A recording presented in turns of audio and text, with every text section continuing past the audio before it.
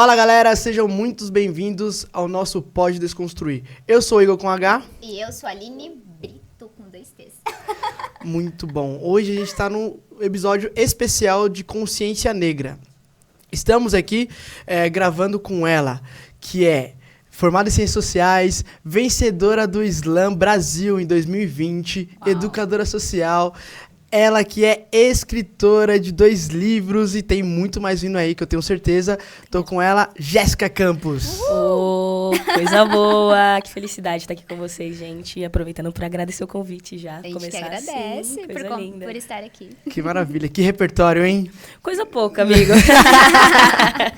Muito bom. Gente, como eu acabei de falar, a gente tá no nosso episódio aí de especial de Consciência Negra. Mas antes, a Aline tem um recado para vocês. Muito obrigada. Eu já estava esquecendo, na verdade, e não posso esquecer, por quê? Porque se vocês não compartilharem, não darem um like, não se inscreverem no canal, a gente escutou uma coisinha. Você não prospera.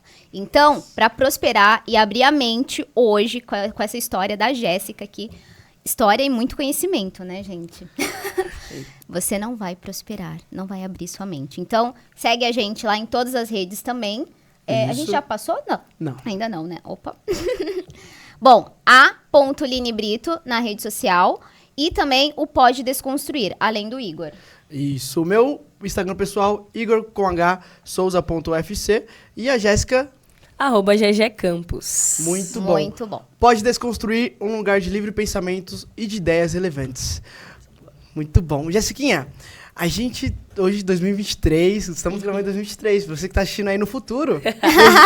2026, diretamente. Exatamente, estamos em 2023.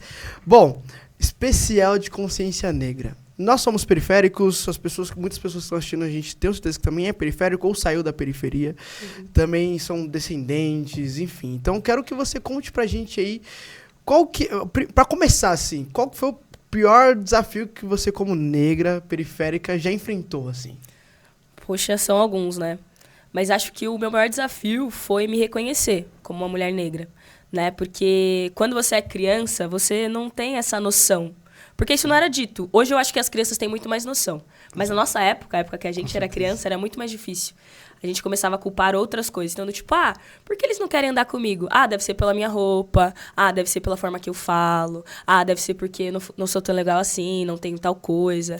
Aí, ao longo do tempo, você vai descobrindo que é porque você é uma pessoa negra. Apenas. E até porque não tinha representatividade, né?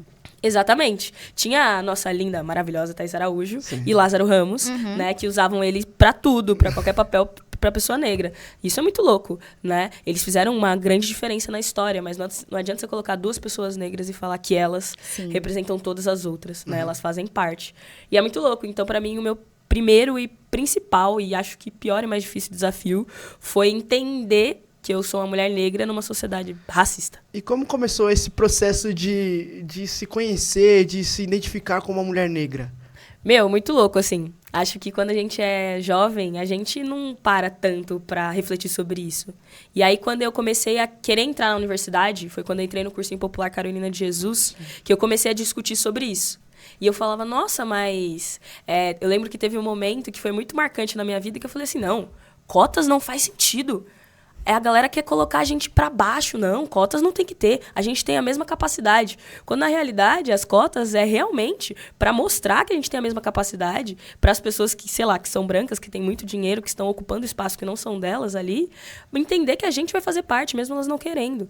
Essa foi a minha primeira viradinha de chave nesse sentido, assim. Então, acho que quando a educação entrou na minha vida, principalmente a educação popular, eu consegui ter noção dessas coisas. De quanto ser uma pessoa racializada, assim como todas as pessoas são, né? Mas ser uma pessoa negra no Brasil, gostando de educação e se entendendo, assim, foi muito difícil se entender. Então, olhar no espelho e falar, é por esses traços, por essa forma de falar que as pessoas me olham torto, que as pessoas não me cumprimentam, que os guardas às vezes me seguem, né? E eu não fiz nada, inclusive, muitas vezes, foi o mais punk, assim, de pegar. Exato. E a família? Como que a família começou? Porque, querendo ou não, a gente tem uns vieses ali, né? Sim. E como que a sua família começou a interpretar isso? Qual que foi a definição delas, assim? Minha mãe, ela começou a falar, meu Deus, toda hora se fala de racismo, tudo é racismo, meu Deus do céu. E aí, do tipo, além de eu estar me desconstruindo e construindo novas coisas, eu tinha que desconstruir minha mãe, sabe? Que do tipo, sofreu racismo muitos anos da vida, sofre racismo até hoje, né, a vida toda. E ela não sabia. É isso, culpava a roupa, a forma de falar, território, por onde eu moro. E aí foi difícil, foi tenso. Então, o primeiro contato que eu tive com a militância, com discursos políticos, minha mãe, ela teve um baque. Ela falou, meu Deus, você mudou da água pro vinho, eu não aguento mais. Você toda hora fala uma coisa diferente, meu Deus do céu. E aí, hoje ela entende. Hoje, minha mãe debate. Isso é uma coisa muito bacana. Meu pai, ele sempre foi mais apático, assim. Então, ele dá pouco a opinião dele. Mas quando ele dá e ele vê que é uma opinião que ele falou alguma groselha, ele fica, não, é que a Jéssica, ela vai falar alguma coisa. Ela ficou brava. Estou vendo que ela parou de rir, minha filha não para de rir nunca, então existe um problema. E é isso, então ele identificou de outras formas. E eu acho que foi assim que eu fui construindo na minha família. Ô, Jéssica, você falou que você foi desconstruindo essa questão de quem você é, né? Você acredita que dentro do seu meio familiar, embora provavelmente não se falava, mas se educava de uma forma onde seus pais certamente queriam que você fosse aceita pela sociedade, né? Você acredita que aconteceu exatamente isso e depois você teve que desconstruir para você se enxergar como negra? É mais ou menos isso? Eu acho que sim, eu acho que... E aí até provavelmente de uma forma inconsciente, né? Nossa, eu acho que sim, muito, assim. Eu acho que tem uma frase do Paulo Freire que eu gosto muito, que é, você tem que ser um homem do seu tempo. E nós, como pessoas do nosso tempo, evoluímos junto com a história. Isso é ótimo. A história tem evoluído de uma forma bombástica. Isso é bem legal. E eu acho que isso aconteceu também com a minha família e na minha casa. E pela minha construção, assim. Então, do tipo, quando eu era mais nova, já alisei o cabelo. Quando eu era mais nova, sei lá, minha mãe já falou que colocava, quando eu era mais nova, prendedor no meu nariz, para o meu nariz não ser de batatinha, né? Porque a galera falava, não, pro nariz da sua filha não ser de batatinha, você tem que colocar um prendedor para resolver. E do tipo, não, sabe? Já cheguei em casa chorando, falando, nossa, por que eu tenho essa cor e meus amigos não têm? Né? Então, era bem dolorido nesse lugar, assim. E eu acho que meus pais, eles não fizeram por mal. Obviamente não. É isso, eles fizeram porque foi assim que eles foram ensinados, foi assim que eles foram educados. Minha mãe passou poucas e boas com a família dela, meu pai passou poucas e boas, né? Pensando na questão periférica. Exato.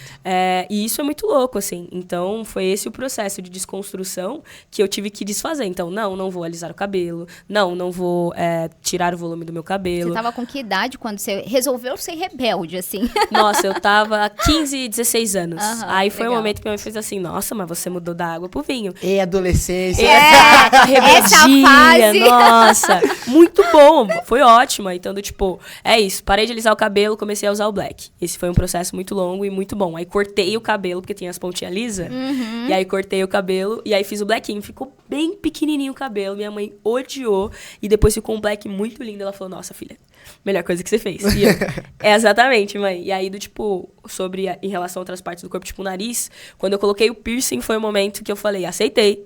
Porque eu sempre ficava, nossa, o piercing é muito bonito. Mas não colocaria, porque meu nariz, ele não é legal. Aí, quando eu coloquei, falei, eu sou muito linda, cara. De verdade. Pelo amor de Deus. E esse é o processo de se entender e se achar muito bonito ao longo do tempo. Muito bem. Cara, e isso é muito importante, é igual a questão do cabelo que você falou assim. As pessoas, quando a gente passa um processo de desconstrução ali, as pessoas falam, nossa, tá fazendo besteira. Tá fazendo merda. Sim. Tá acabando com a vida. Nossa, mas tá fazendo isso por quê? Depois que dá certo, você fala assim, cara... Nossa, por que não fez antes? Poxa, muito bom. Então, a gente tem dois vieses aqui. A gente tem um viés de mulher negra, tem um viés da mulher periférica. E a gente tem um terceiro viés da mulher lésbica. Sim. Que também é uma questão ali de muita pauta, principalmente na periferia, né? Sim. Periferia, a galera dá uma hostilizada legal, assim. E aí, vai contando pra gente qual a sua história, como que era a Jéssica antes desse processo. Fala pra gente. Sim. Eu acho que o processo de me conhecer e me construir, ele foi acontecendo ao longo desse período, 15, 16.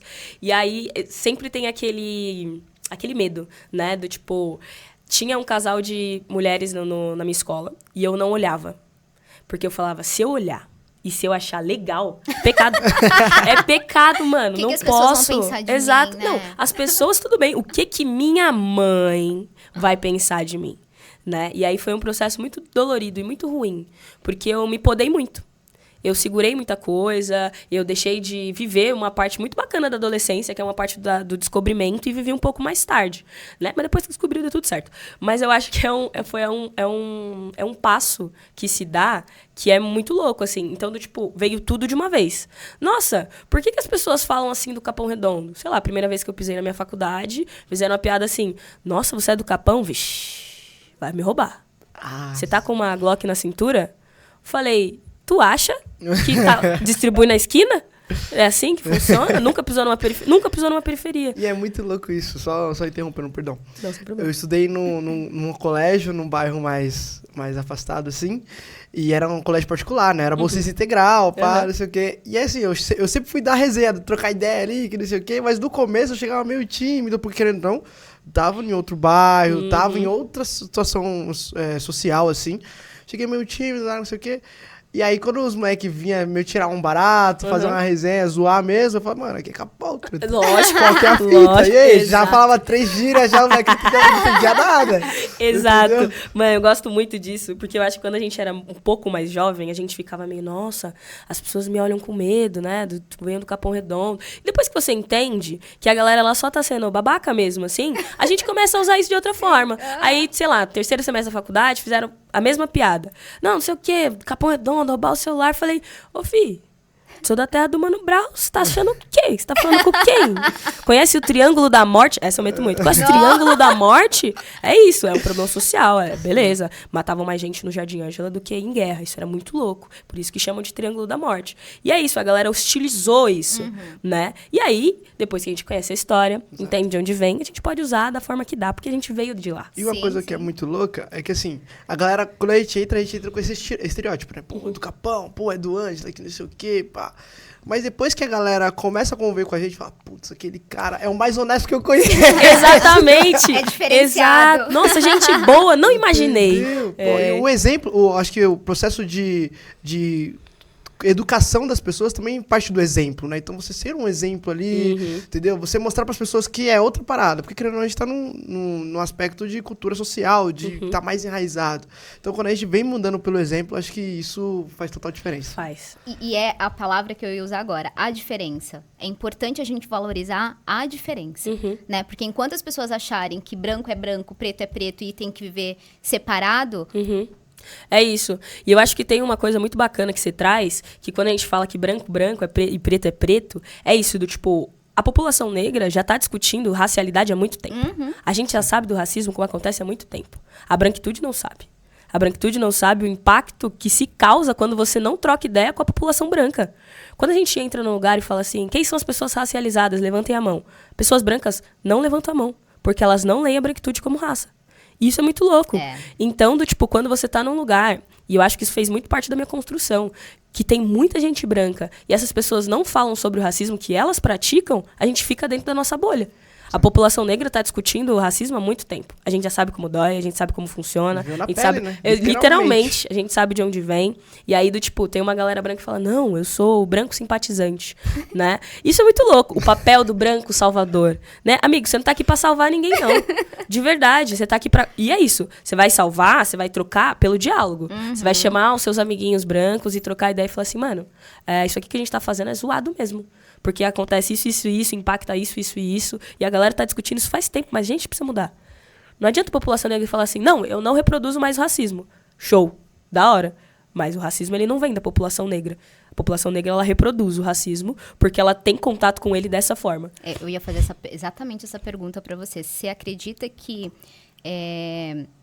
o negro, ele também acaba sendo racista ou não?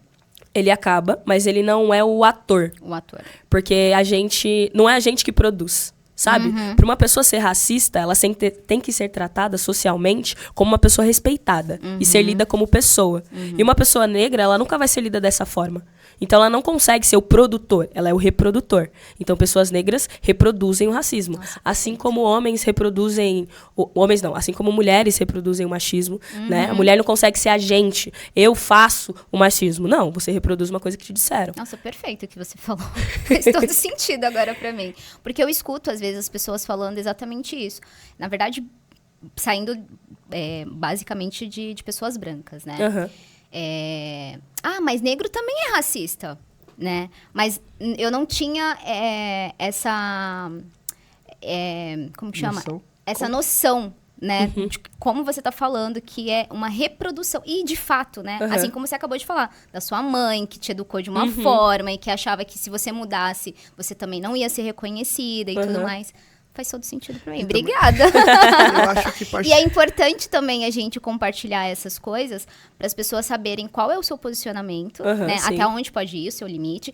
E a questão da diferença, né? Porque se você se abre para conhecer, né, o outro lado, a história do outro lado, fica mais fácil da gente ter congruência, né, na situação. Exato. E aí você trouxe uma coisa muito bacana que é conhecer e reconhecer, né? Quando tem uma galera que fala, não, eu já conheço racismo, eu sei como é.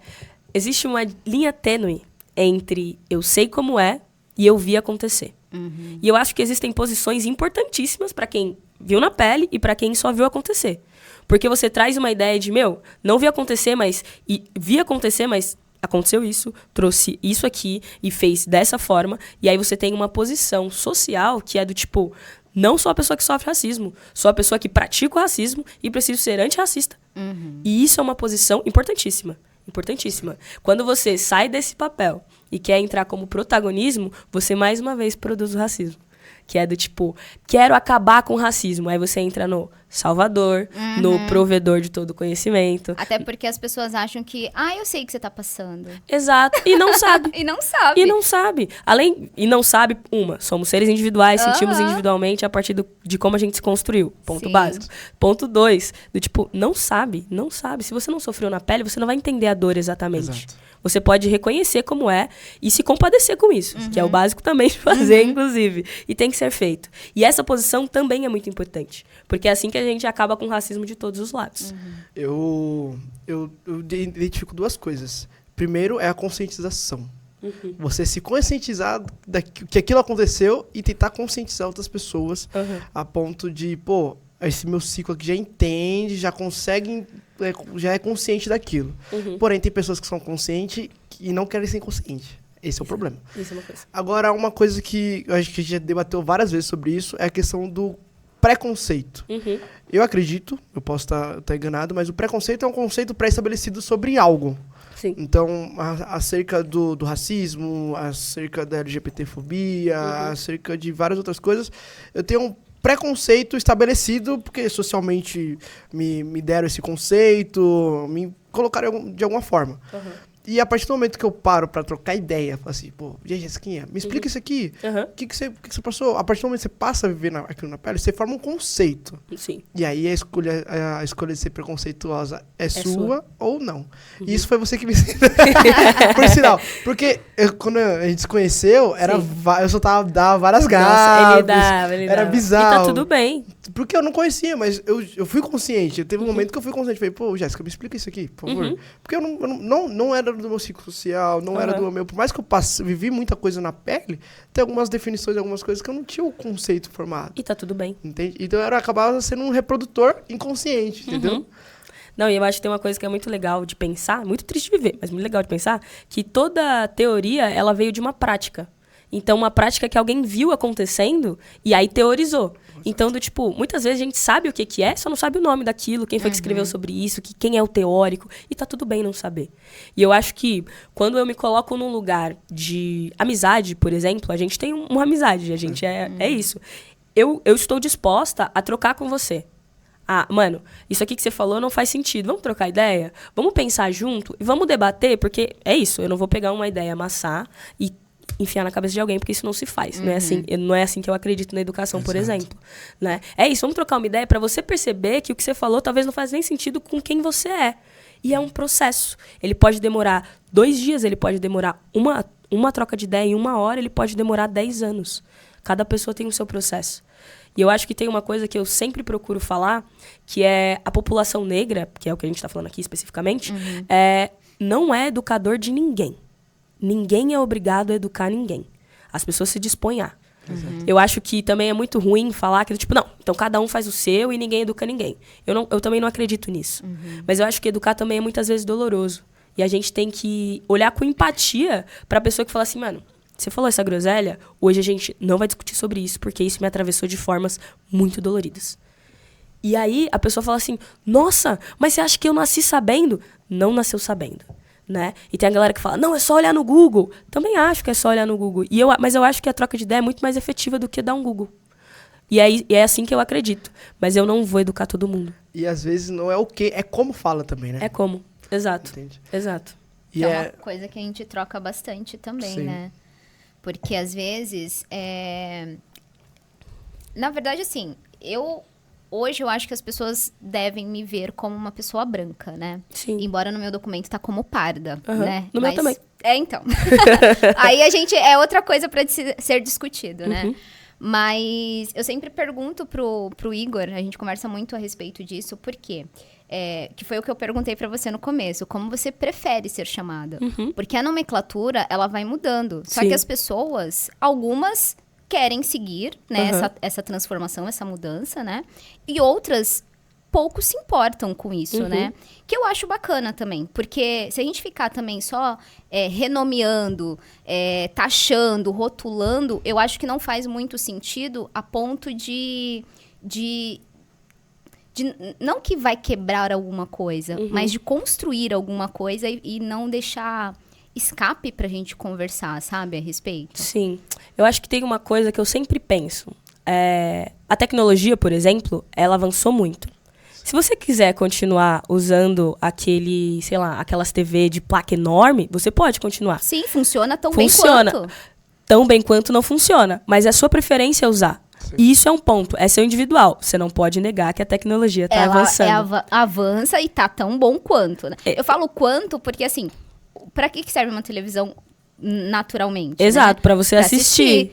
Hoje em dia, tá colorida, até aqueles telões, Exato, tudo. exato. Mas isso não significa que a tecnologia ela tá avançada e ela tem que Apagar as Exato. antigas coisas. Eu também não acho. Mas eu acho que você não pode negar que as coisas avançaram. É isso, você tem que ser uma pessoa do seu tempo. E ser uma pessoa do seu tempo não é apagar o passado. Uhum. E o passado, ele não se apaga, a história tá aí. E a memória também. Mas o ponto é, você não pode negar o futuro. Sim. Porque quando você nega o futuro, você se prende a uma coisa que já não é mais real. Uhum. Se você só assiste TV numa TV preto e branco e diz que ela é a melhor TV da história, isso não é real. Porque ela é infuncional para eletricidade, você vai pagar mais cara a energia. Ela é infuncional dentro da sua casa, porque ela é muito grande e a gente na periferia tem uma casa muito pequena. Sim. E eu acho que a gente tem várias outras coisas que faz com que a gente entenda que, pô, eu gosto de fazer assim, dessa forma, mas eu tenho que lidar com os prós e os contras. Uhum. E tá tudo bem. E eu acho que quando a gente fala de nomenclatura, a gente fala de língua, de linguagem, a gente tá falando de uma tecnologia, que é uma forma de comunicação. Porque se a gente não se comunica, a gente não consegue Exato. socializar, né, no básico, assim. E comunicação de qualquer forma, de qualquer jeito, não somente na fala, inclusive. E eu acho que quando a nomenclatura, ela muda, é importante a gente estar a par da realidade. Isso quer dizer que naquele momento você vai parar de falar todas as formas? Não, não vai. Por exemplo, tem uma palavra que eu tenho tentado e tenho conseguido até tirar do meu vocabulário, que é o claro. Então, você entendeu isso? Claramente. Tá claro pra você? Tá bem claro isso aqui? Porque eu acho que isso reforça, pra mim, uma ideia de como a gente precisa embranquecer tudo. E a gente tem um vocabulário racista. E é isso, a nossa história é racista. E aí é minha escolha política mesmo de não usar essa palavra porque eu não quero clarear nada. Eu posso deixar nítido, eu posso deixar explícito. Existem outras palavras, né? Mas isso não nega que a palavra claro tem o significado de transparecer algo. Eu não mudo o significado dessa palavra, mas eu posso utilizar outras. É isso, do tipo, se eu tô numa roda de pessoas negras e essas pessoas negras se sentem ofendidas, se sentem hostilizadas quando eu falo claramente, eu posso parar de falar porque existem outras palavras. Sim. E aí, no meu outro núcleo E aí de é do amizade... feeling, né? Exato. E aí, no meu outro núcleo de amizade, eu consigo usar claramente. E é muito louco essas... Foram dois viés que a gente pegou aqui. Primeiro, a questão da tecnologia, né? Que a gente vai falando da tecnologia, enfim. A gente não pode apagar aquilo que aconteceu antes. Exato. Mas o que acontece? O avanço, ele serve. Aquilo que aconteceu antes vai ser melhorado e vai avançar. Sim. Então, se eu tenho, como você falou, é uma escolha. Se eu tenho uma televisão nova, se eu tenho a possibilidade de ter uma televisão LCD, Smart TV, não sei o quê. 4K. 8K agora. Nossa, 8K, entende? Tô atrasado, nossa. cara. Não sou a mulher do meu tempo. Parou. Exato. Então, usando TV preto e branco é uma escolha minha. Exato. Mas você não pode negar que aquilo aconteceu. Exato. Entendeu? Então, assim, a evolução. E é de extrema importância a gente ter a televisão preta e branca pra gente entender que aquilo ali pode chegar nisso que tá hoje. Até com uma referência, né? Sim, sim. E eu acho que a gente tá usando a palavra tecnologia, mas a gente pode usar qualquer outra palavra. Elas servem pra você consultar o passado. Por que a gente tem vários livros de história e não fica só na nossa memória e vai passando de geração para geração? Porque a gente precisa consultar o passado. E a memória, ela se modifica. Sei lá, eu posso lembrar que ontem eu comi arroz e feijão e semana que vem eu falar que não comi arroz e feijão, eu comi estrogonofe. E a nossa memória, ela muda. Por isso que é importante, inclusive. E por isso que é sempre importante consultar a história. E ter história palpável, reconhecida. Porque é isso, não existe nada do nada. Não existe, tipo, folha em branco. Não existe. Isso é mentira, sabe? Então, tudo veio de algo, alguma coisa. Já diria uma pensadora contemporânea chamada Xuxa. Nada se cria, o negócio é copiar. E tá tudo bem, sabe? É um processo, né? Mas isso veio de um filósofo também. Mas é muito bom a gente pensar isso, que tipo, é isso. As coisas, elas se copiam. E copiar é muito brabo também. Porque você pega, putz, essa capa, ela deu errado, porque essa cor não ficou tão legal. Se eu fizer Fusca, puxa, a Fusca deu certo. Eu só soube que a Fusca dava certo porque eu errei em algum momento. Porque eu tinha uma referência. E é isso, eu acho que a gente aprende a se errar? Acho. Demora mais? Provavelmente. E a gente, infelizmente, que mora na periferia, que é preto, periférico, aprende muito errando, porque a gente precisa dar cara a tapa muito cedo, né? E é muito difícil, e é muito dolorido depois a gente entender que a gente acha que é melhor aprender quando dói. Não, se não doeu, sei lá, se eu não passei fome, eu não vou aprender a valorizar o dinheiro. Vai aprender. Vai. Porque, em contrapartida, a gente tem os livros e a gente tem as outras pessoas. Exato. Então, uma vez eu ouvi uma coisa que calha muito com o que a gente tá falando aqui. Quando a gente aprende com o erro dos outros, a gente curta o caminho. Exato. O erro do outro serve para nos usar de atalho. Agora, a partir do momento que a gente se perde nesse atalho, é um grande problema. Existe um problema. E aí você vai cometer algum erro que vai ter algum resultado. Exato. Não, isso é muito louco, assim, porque é sobre observar o próximo, né? Sim. Reconhecer o próximo com uma história tão importante que o que ele fizer vai ser relevante pra minha vida. E, pô, a gente não constrói uma sociedade sozinha, gente. Tipo, a gente só sabe que contextos históricos deram errado pelas pessoas que estavam lá, pelos erros que aconteceram naquele momento. Sei lá, a Segunda Guerra Mundial foi muito ruim, muito ruim, e a gente sabe disso porque, mano, a gente estudou isso, e a gente entende que tiveram pessoas que olharam com cuidado para a história. E a gente está aqui hoje podendo olhar também com cuidado para a mesma história, para que os erros antigos não se repitam. Porque é isso, uma coisa é um erro, uma coisa é eu sair de casa com tênis branco num dia de chuva. Isso é um erro. Triste, inclusive. Outra coisa é eu, sei lá, deixa eu pensar em uma referência histórica um pouco expositiva. Pensar em Hitler, que achava que eu pegasse duas pessoas deficientes, PCDs, e fizesse atrocidades com ela, sei lá, colocar uma pessoa com 4 braços, daria certo. Eu não preciso fazer isso pra saber que não dá certo. Sabe? Isso não é um erro. Isso não é um erro. Isso chega a ser criminoso, é violento, é agressivo, né? É outra coisa. Então, quando a gente tá falando de erro, é coisa pequena. Sei lá, eu preciso comer arroz e feijão hoje e só tem arroz e ovo. É um erro, porque vai ficar faltando alguma coisa ali no seu prato, porque o feijão é importante. Outra coisa é do tipo, eu olhar na cara de uma pessoa negra e falar assim, nossa, você usa dread, seu dread fede? Isso é racismo, não é um erro. Eu acho que existe essa diferença. E ainda voltando um pouco, falando sobre a questão da nomenclatura, de erros e outras coisas, cabe muito a pessoa que tá na situação ter humildade. Também. Certo? Humildade. Não só de falar com sabedoria ali, falar com o teu feeling da fala, mas também a humildade de aceitar. Porque esse é o grande problema. Exato. Quando você não aceita que está errado, ou você não aceita que aquele apelido que você colocou é provocativo, é preconceituoso, hoje é criminoso, exato. Inclusive. Finalmente. Então você precisa ter a humildade ali de ouvir, falar, poxa, sentar e conversar. E é uma coisa que você fez comigo, que você acabou falando, é ter um local seguro para isso acontecer. Sim. Entende? Ter pessoas como você precisa, que eduquem crianças, que tem essa construção desde o início. Porque a partir do momento que você tem uma construção social onde o racismo é empregado, o machismo, o feminismo, enfim. Onde tem políticas que são empregadas de uma maneira e não tem um conceito, alguém para inserir esse conceito, você fica um mar sem lei. Ninguém, né? Entendeu? Então, assim, precisa de pessoas, os educadores, precisa de pessoas que têm esse conceito para transferir isso. E a pessoa que está assimilando isso precisa de ter humildade de aceitar. Tipo assim, poxa, eu tô errado. Você trouxe um negócio, não foi legal. Nossa, isso não foi bacana. É isso, é colocar a mão na consciência, entender que, putz, fiz bosta. E tá tudo... esse é o problema. Nem sempre tá tudo bem, porque eu acho que as coisas que você faz têm grandes impactos, mas reconhecer é cabível para todo mundo. Dá para reconhecer e você pode colocar um passo atrás. E eu acho que, pensando na pessoa educadora, que se dispõe a educar, eu confio muito nas pessoas negras que estão na mesma sociedade que eu. Eu confio muito, e eu confio tanto, que eu tenho certeza que se hoje eu não estiver disposta, eu não quiser, eu não tiver afim, que me atravessou tanto que eu não consigo falar, em algum momento vai ter alguma outra pessoa que vai falar. Exato. Talvez não da mesma forma que eu, não do mesmo jeito que eu, mas vai ter outra pessoa. Porque eu não sou a negra mais inteligente da história, e nem quero ser. Mó trampo, pelo amor de Deus. Nossa senhora. Eu quero ser o ideal. Uma pessoa do meu tempo, sabe? E é importante. E é isso. E eu acredito na população negra. Eu acredito nos nossos educadores. Eu acredito nas pessoas que a gente troca ideia, que tá olhando no olho e falando a real. E é isso. Se eu não estiver disposta hoje, em algum momento alguém vai estar. E tá tudo bem. E eu acho isso muito dolorido também. Entender que... Porque a gente entra na ideia do Salvador, né? O super-homem, a Supergirl, né? O Pantera Negra. A gente quer ser o nosso herói. E tá tudo bem, mas herói também descansa. Isso não passa na TV. Mas ele dorme, né? Ele troca uma ideia, ele coloca uma comédia romântica e só fica rindo, chorando, triste ou feliz, né? E eu acho Sofre de amores. Exato! Nossa, com uma frequência, inclusive, pelo amor de Deus. E isso é muito louco, assim. Mas eu acho que isso foi uma coisa que eu aprendi. Né? Acreditar nas pessoas que estão construindo e estão participando da mesma luta que eu. E eu hoje acredito muito. Nossa, que bacana, que bacana.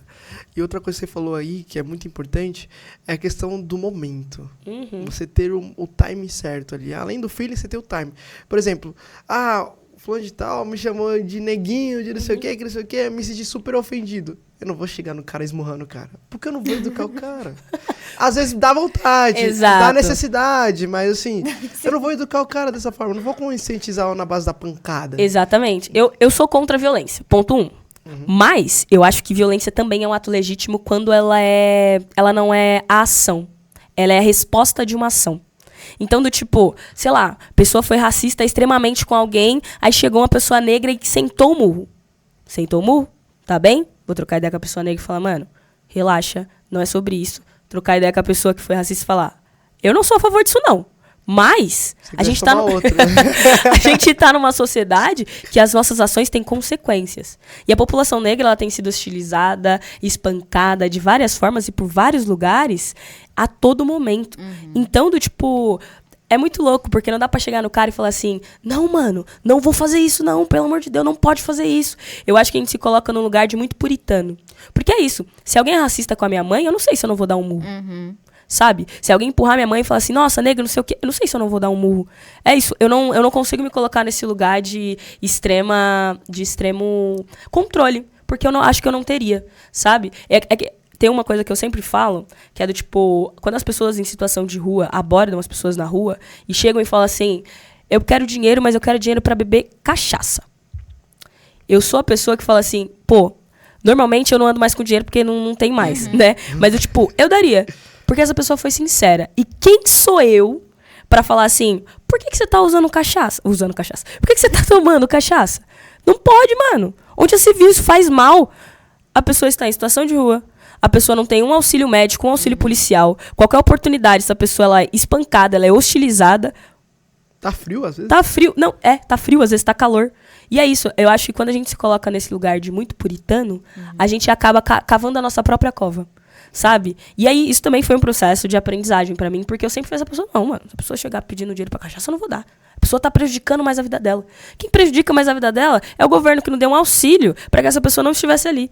Porque a pessoa não escolhe morar na rua, ela está em situação. E as pessoas não escolhem estar ali, sabe? Ninguém escolhe, em sã consciência, pegar chuva, pegar sol, não ter um lugar pra tomar banho, não ter um lugar pra usar o banheiro básico, assim. As pessoas podem escolher, hoje eu quero ficar por aqui. daqui uma semana ainda quero ficar por aqui. Morar, viver, não se escolhe. É uma sociedade que se construiu dessa forma. Sim. E aí eu acho que quando a gente fica nesse lugar... E eu já fiquei muitas vezes no lugar do puritanismo, a gente acaba em algum momento dando de frente com o espelho. E ficando do tipo, putz, poderia ser eu, né? E mesmo que não fosse eu, por que eu tô olhando pra essa pessoa dessa forma? Sabe? Mas é reconhecer que você pode mudar então, também Exato. o seu conceito, né? Que você estava pensando antes. Isso acontece também bastante comigo. Mas é por falta do conhecimento. A partir do momento que você se abre para conhecer, fica mais fácil de você fazer a mudança. Exato. Né? Mas a gente tem medo de mudança, né? Exato. Tudo que sai do nosso núcleo, a gente fica, meu Deus do céu. E é isso, é um processo. Entendeu? E uma coisa que você... só ressaltando, eu acho que um ato verdadeiro, ele tem mais impacto do que um ato mentiroso. Sim. Certo? Porque é aquele famoso ditado, né? Mentira tem perna curta. Então, se o cara chegou e me falou, pô, vou beber cachaça. Pô, ele tá sendo verdadeiríssimo no que ele tá falando, Sincero. cara. Tá verdadeiro. Então, eu acho que até nos movimentos, se for de verdade, se você tiver aquela ideia viva em você, eu acho que isso impacta muito mais do que se você tiver só pela capa. Não, isso aqui vende, então eu vou fazer isso aqui. Nossa, porque exato. vende. Entendeu? Mas é porque acontece muito. Não, com Hoje tranquilidade. em dia, acontece muito. Então, assim, vou usar uma negra, vou usar um negrão aqui, vou usar um gay, porque tá vendendo, né? Tá em alta. Mas qual que será se realmente você tá querendo impactar? Exato. Entendeu? Qual que é a roupagem que tem por trás disso? Porque, querendo ou não, o movimento negro tá em alta. Até, se você colocar no threads lá, qual que é o mais falado, é movimento negro, LGBT, não sei o que, não sei o que. Mas tem que ter verdade. E além de ter que ter verdade, tem que ter conscientização, que eu acho que é muito mais importante. Se todas as empresas que quisessem vender um movimento só por preço, fizesse um programa de conscientização, acho que a sociedade seria muito diferente. Exato. Não, e eu acho que é isso, assim. Eu acho que a galera usou muito, e usa muito até hoje, a imagem das minorias brasileiras pra se vangloriar. Que não é minoria, né? Exato, que é maioria. Porque se essa maioria entendesse que é maioria, gente do céu... O peso ia ser muito maior, Exato. Né? Mas é isso, existe uma história construída pra que população negra se ache a minoria social.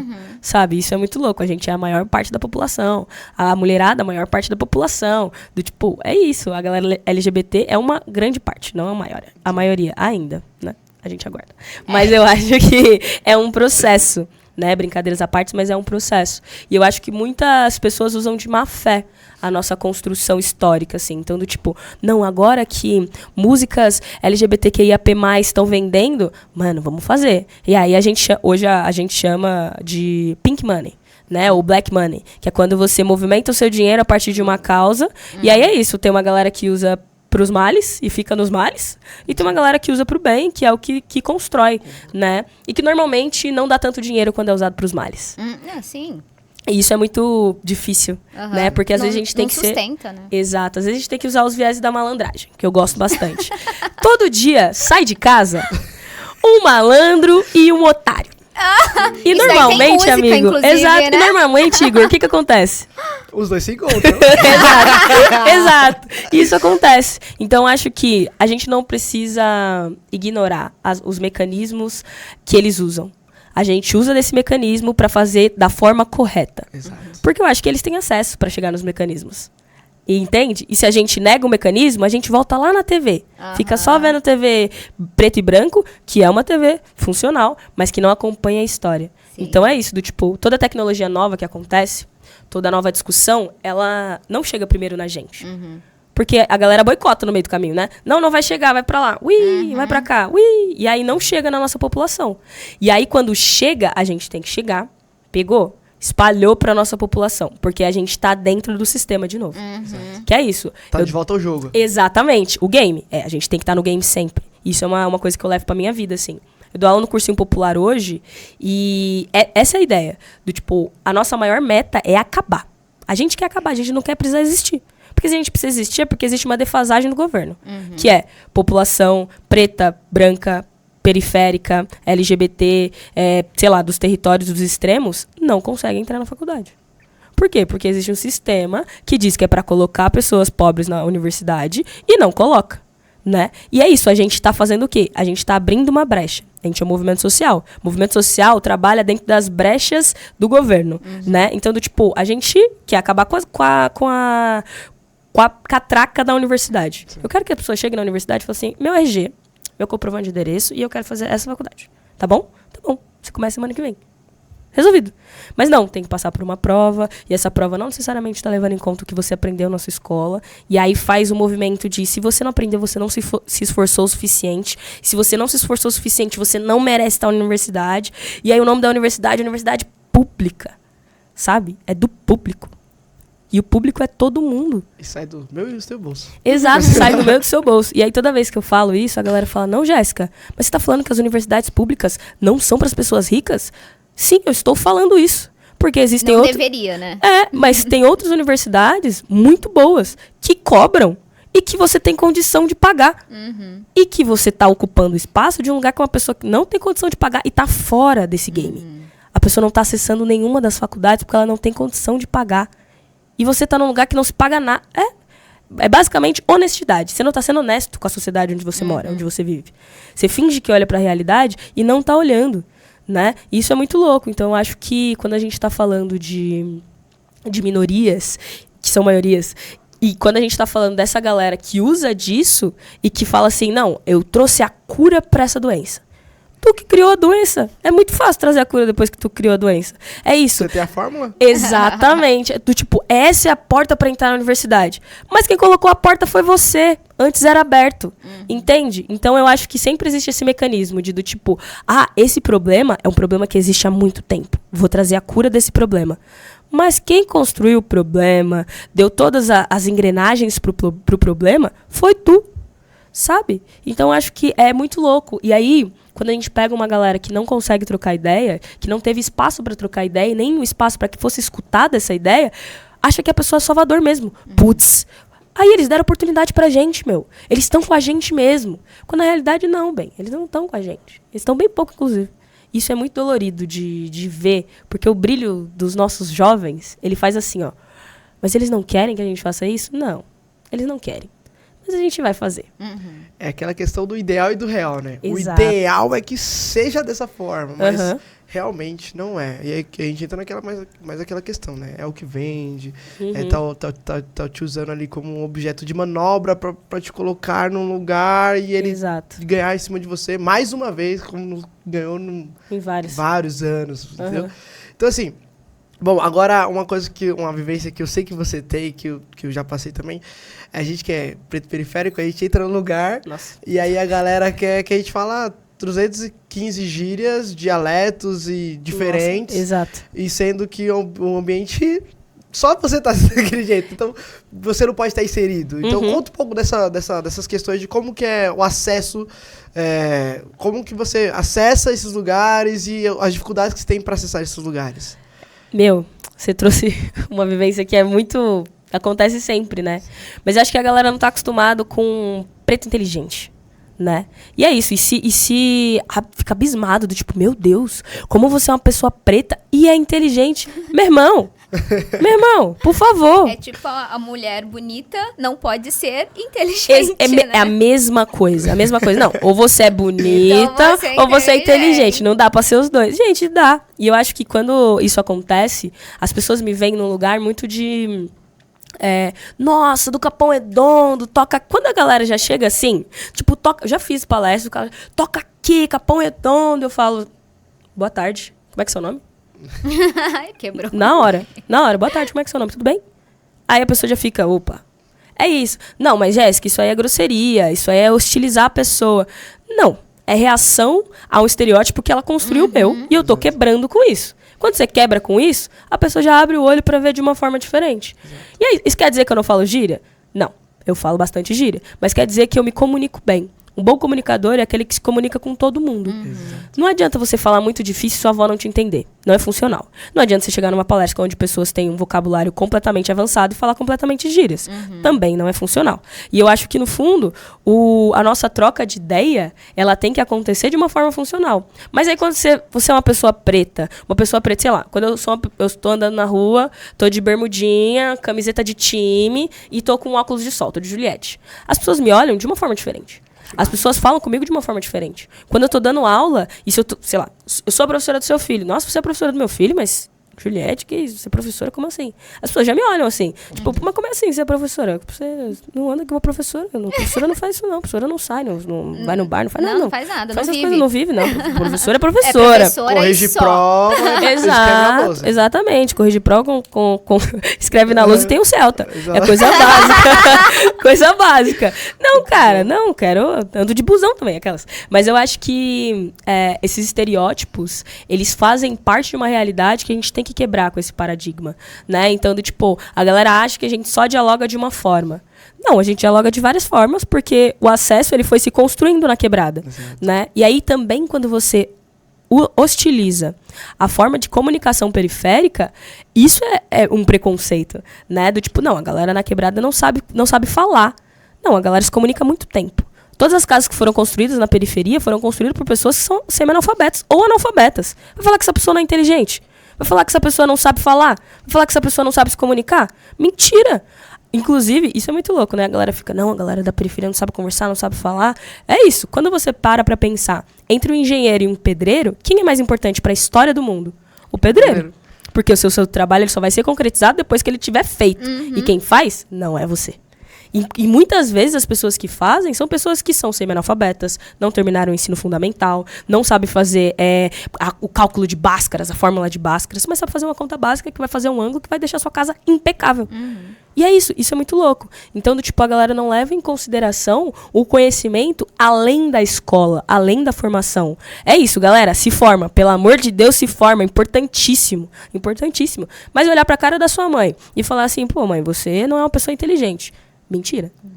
É mentira. E é isso, você coloca na sua frente um papel com letras e assinaturas de pessoas que você não conhece, dizendo que você é formado em tal coisa, na frente de toda uma vivência, na frente de toda uma sociedade, uma cidade construída pela mão dessas pessoas.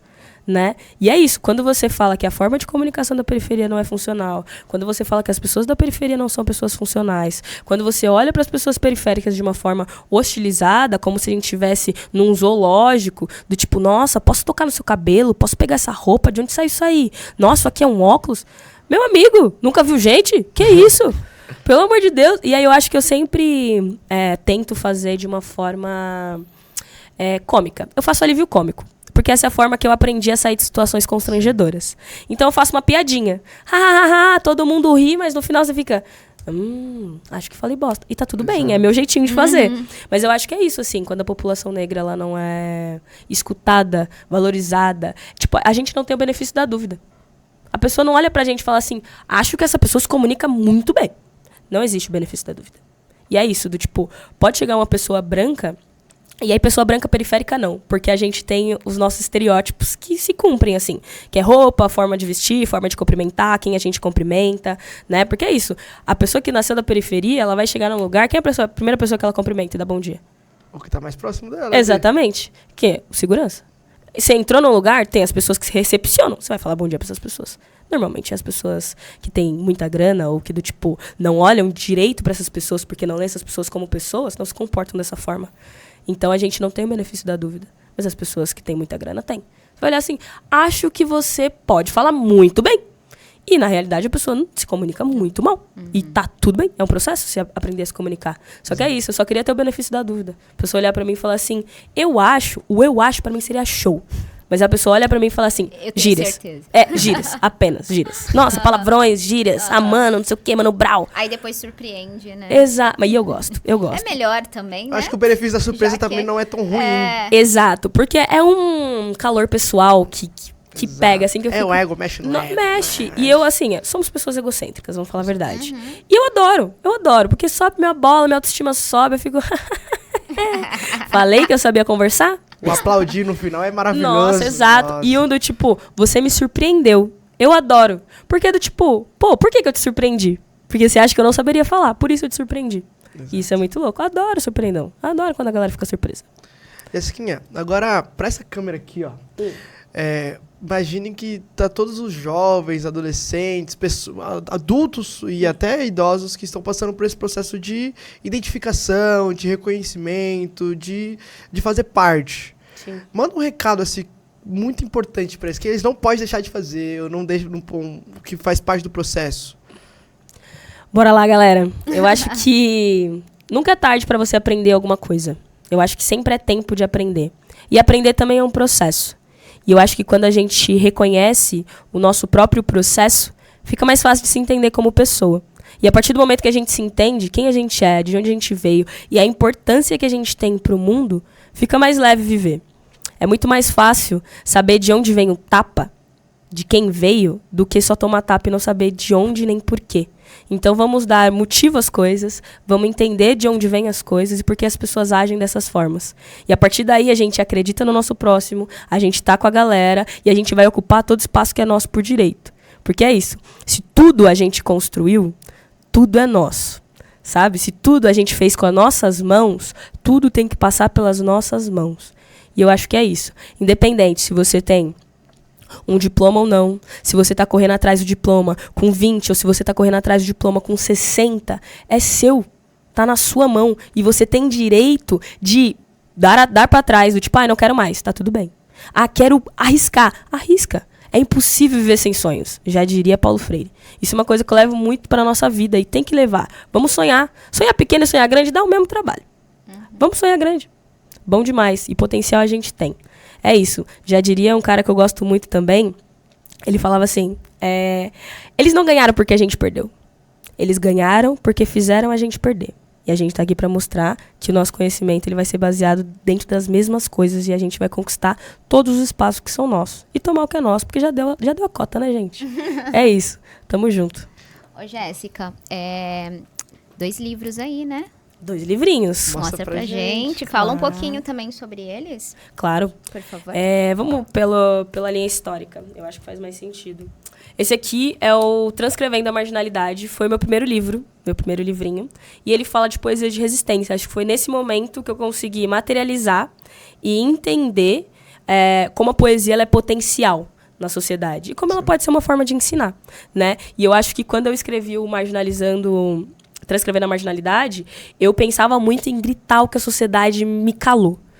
Foi o momento que eu descobri que eu tinha voz e que, na realidade, só estava numa TV no mudo e ninguém queria me ouvir, né? E aí eu escutei espaços de acolhimento e de escuta que estavam preocupados com o que eu estava falando. Isso, para mim, é um bagulho muito louco, né? E foi nesse primeiro momento que eu falei, acho eu que posso escrever um livro.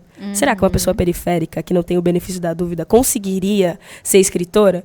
E aí eu tive muitos amigos, muitas pessoas próximas a mim, que acompanharam o meu processo de construção, que acreditaram no meu trabalho e no meu talento.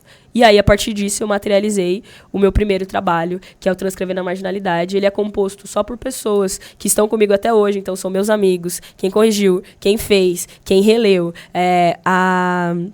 o sumário, a introdução, tudo, o desenvolvimento, tudo passou por mãos periféricas e mãos de pessoas que eu conheço, né? Então, pessoas que acreditaram no meu trabalho e que olharam pra mim e falaram, você tem potencial sim, acredita nessa galera não. A gente só sabe que a gente não tem potencial pra uma coisa depois que faz. E a gente descobre novos potenciais a partir de um erro. Isso é ótimo. E aí foi a partir desse aqui que eu consegui entender que eu poderia ser uma escritora negra contemporânea. E eu falei, nossa, gostei. Mais que dê trabalho, né? Nossa, menina! Acho que posso, né? E aí, depois de um tempo, em 2020, eu lanço Marginalizando o Amor. Que é a ideia, depois de reconhecer mulher preta, lésbica, periférica, é entender que a gente não precisa falar só de dor. Que a gente não vive só a dor, ainda bem. A gente ama muito. E a gente constrói muitas relações afetivas. E aí, eu acho que, depois que eu me entendi e que eu consegui construir a minha história, eu consegui materializar isso. Então, são poesias de amor, de mulheres para mulheres. Eu ressignifiquei a minha vida toda, livros românticos, filmes românticos, para tentar adaptar a minha realidade. Agora tá na vez da galera heterossexual ler e adaptar para a realidade deles também. Porque eu acho que é um processo de construção e desconstrução. Porque amor é amor. Esquece. E ele vai ser dado e lido e sentido de um mesmo jeito. O frio na barriga passa na barriga de todo mundo. Sim. Entende? Então, quando eu trouxe o Marginalizando o Amor, foi o primeiro momento que eu coloquei todos os meus trabalhos que falam de relações afetivas nesse lugar. E tiro aquele estereótipo de nossa, o amor LGBT é sofrido, doído. Não, gente. Às vezes você encontra uma pessoa legal, troca ideia, sai pra comer, toma um açaí, nossa, pessoa muito legal, vai saindo, namora, quer morar junto, casa, tem um gato, coisa boa, né? E se constrói a partir disso. Pode ser fácil também. E eu trouxe essa possibilidade de ser fácil também. Então, acho que esse trabalho é um dos trabalhos, o segundo, que eu mais me orgulho, porque eu acho que eu saí da minha caixinha e consegui olhar para outros lugares, assim. E foi a primeira vez que a minha família me viu recitando no lançamento desse livro e viu eu falando de outras mulheres. E aplaudiram de pé. Foi a coisa, acho que foi a coisa mais legal, assim, que aconteceu com o lançamento desse livro, assim. Foi ver a minha família escutando, aceitando e aplaudindo, e entendendo que o amor é o amor. Independente de qualquer coisa, eu sigo sendo a filha deles, né? Muito bom. Que maravilha. Agora, deixa pra galera as redes sociais, as suas redes sociais. Claro. @GG Campos no Instagram e também no TikTok, mas TikTok eu fico só fazendo gracinha. Poesia mesmo no Instagram. E essa rede social que eu uso, mas se você colocar Jéssica Campos em Caps Lock, também aparece. Maravilha. E agora, manda uma palavra ou duas pra galera comentar aqui embaixo, que é obrigatório. Obrigatório? Ai, meu Deus. Ai, Seguindo meu tudo aquilo que a gente conversou aqui, a galera tem que comentar se ela chegou aqui até o final. Ai, tá difícil? Calma, eu tô pressionada. Pra expandir a cabeça da Pra galera. expandir... comunicação. Comunicação. Top, Tem top. que trocar ideia, né, gente? Pelo amor de Deus. Vamos comentar aí, comunicação, e aí coloca um emojizinho assim, ó. Coisa boa. Aí fechou. Maravilha! Esse foi o nosso Pode Desconstruir especial de consciência negra.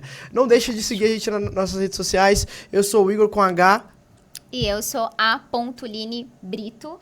Na verdade, já falei da minha rede social. Tudo Exato. bem, né? Muito bom. E segue a gente lá, @Pode Desconstruir no YouTube, no Instagram, no TikTok. E vem mais redes por aí já, hein? Jéssica, obrigada pela participação. Eu aprendi bastante com você. Coisa boa. Foi muito bom. Eu tava um pouquinho apreensiva com essa conversa, mas é o que você acabou de falar, né? A partir do momento que a gente acaba permitindo a comunicação, fica muito mais fácil da gente desconstruir muita coisa. Eu acho que é isso. Eu que tenho a agradecer, na realidade. Obrigado pelo espaço. Obrigado pelo convite. Eu acho que aqui é uma porta aberta que a gente vai conseguir construir continuamente muitas coisas. Porque é isso. A gente tá aqui pra fazer acontecer e pra trazer mais gente com a gente. Obrigada, viu? Obrigada mesmo. Obrigado. Cada dia que passa eu me torno mais seu fã, cara. Nossa, cara.